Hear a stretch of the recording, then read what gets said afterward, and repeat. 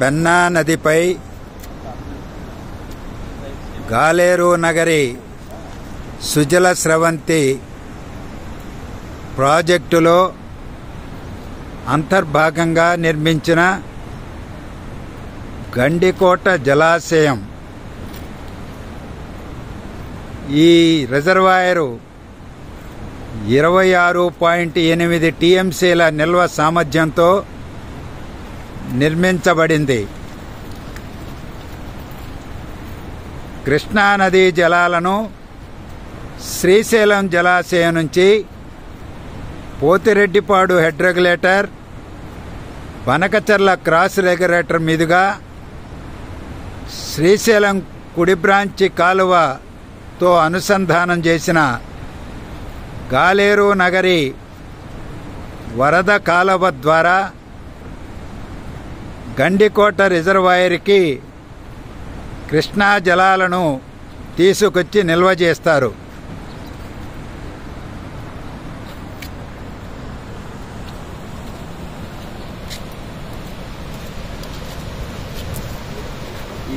ఈ రిజర్వాయరు నుంచి దిగువకు పెన్నా జలాలు వెళుతున్నాయి.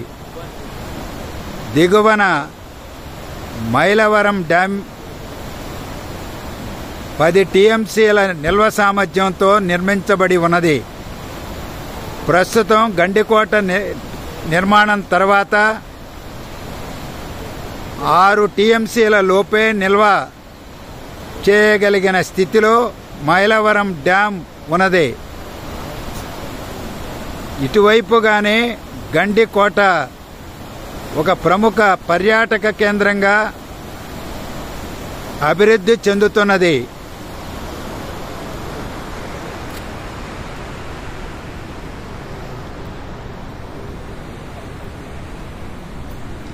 ఈ గండికోట రిజర్వాయర్ నుంచి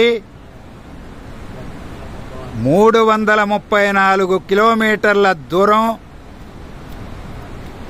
గాలేరు నగరి ప్రధాన కాలువని తవ్వి చివరగా నగిరి దగ్గర ఉన్న వాగులోకి కలిపేయడం జరుగుతుంది. మార్గ మధ్యంలో 9 రిజర్వాయర్లు నిర్మించడం ద్వారా 2,60,000 ఎకరాల సాగు భూమికి కడప,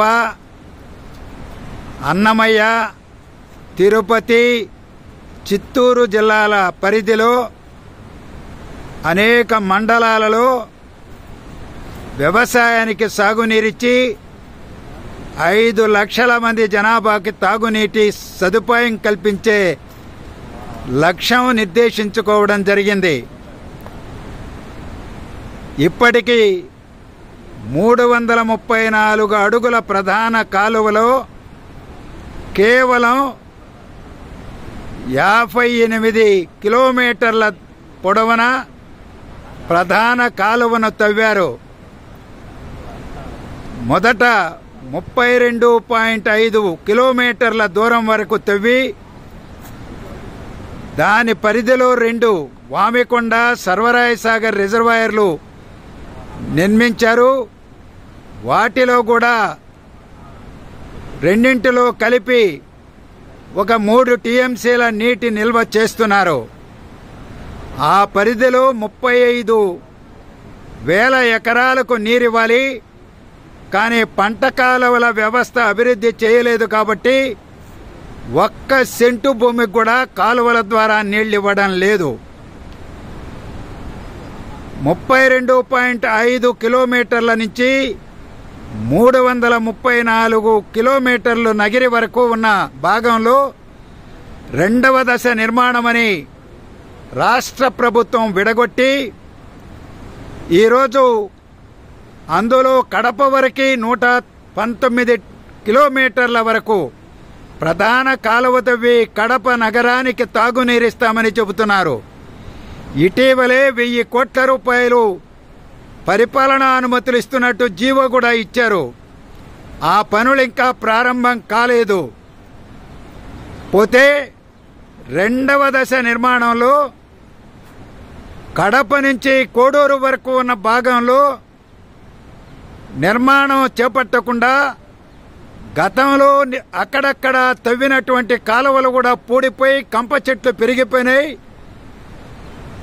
ఆ పనులు జరిగి కూడా 2006-7 సంవత్సరాలలో, దాని తర్వాత 20 సంవత్సరాలుగా నిర్మాణ పనులు అటకెక్కించి ప్రభుత్వం అలసత్వం ప్రదర్శించింది. ఇప్పుడు 2వ దశ నిర్మాణం ఆ భాగమంతా నిర్మాణాన్ని చేయకుండా రిజర్వాయర్లు గండికోట్లు నిండా నీళ్లున్నా వినియోగించుకోలేని, పొలాలకు సాగునీరు ఇవ్వలేని దౌర్భాగ్య స్థితి నెలకొని ఉన్నది. ప్రభుత్వం ఇప్పటికైనా కళ్ళు తెరిచి, మేము ఇంజనీర్లతో మాట్లాడాం, ఒక 4,500,000 కోట్ల రూపాయలు ఖర్చు పెడితే కోడూరు వరకే 1,55,000 ఎకరాలకు సాగునీరు ఇవ్వచ్చు, లక్షలాది మందికి తాగునీరు ఇవ్వచ్చు, చెరువుల్లో నీళ్లు నింపొచ్చని చెబుతున్నారు. గండికోటకు కృష్ణా నదీ జలాలను తీసుకొచ్చినా వినియోగించుకోలేనటువంటి దౌర్భాగ్య పరిస్థితి ఈరోజు ఉన్నది. రాష్ట్ర ప్రభుత్వం యుద్ధ ప్రాతిపదికపైన గాలేరు నగరి 2వ దశ నిర్మాణాన్ని చేపట్టాలని ఆలోచనా పరుల వేదిక తరఫున డిమాండ్ చేస్తా ఉన్నాం.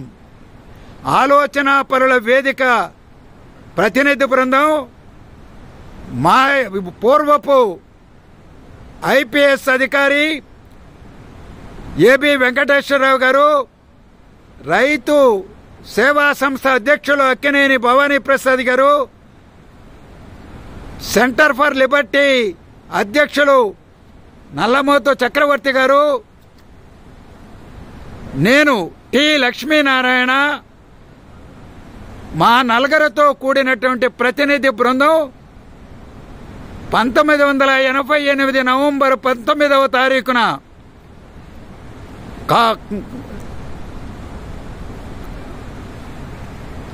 ఆనాటి ముఖ్యమంత్రి ఎన్టీఆర్ గారు రేణుగుంట సమీపంలో శంకుస్థాపన చేసినటువంటి శిలాఫలకం దగ్గర నుంచి పర్యటన మొదలుపెట్టి కోడూరు, రాజంపేట, కూలిపోయినటువంటి కొట్టుకుపోయిన అన్నమయ్య ప్రాజెక్టు పర్యటన చేసుకుంటూ గండికోట రిజర్వాయర్కు రావడం జరిగింది. ఈ గండికోట రిజర్వాయరుకు అపారమైనటువంటి సేవలు, ప్రాజెక్టులు నిర్మించాలని, కృష్ణానది జలాలను రాయలసీమకు తరలించాలని పోరాటాలు చేసినటువంటి నేత, మాజీ పార్లమెంట్ సభ్యులు ఎద్దుల ఈశ్వర్రెడ్డి గారి పేరుతో గండికోట ఈరోజు నామకరణం చేయడం జరిగింది.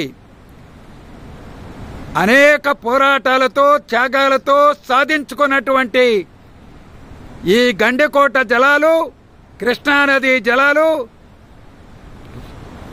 గాలేరు నగరి ప్రాజెక్టును పూర్తి చేయడం ద్వారా రైతాంగానికి, ప్రజలకు, కడప జిల్లా, అన్నమయ్య జిల్లా, తిరుపతి, చిత్తూరు జిల్లాల సమగ్ర అభివృద్ధికి దోహదపడేలాగా నిర్మాణాన్ని పూర్తి చేయాలని ప్రభుత్వాన్ని డిమాండ్ చేస్తా ఉన్నాం.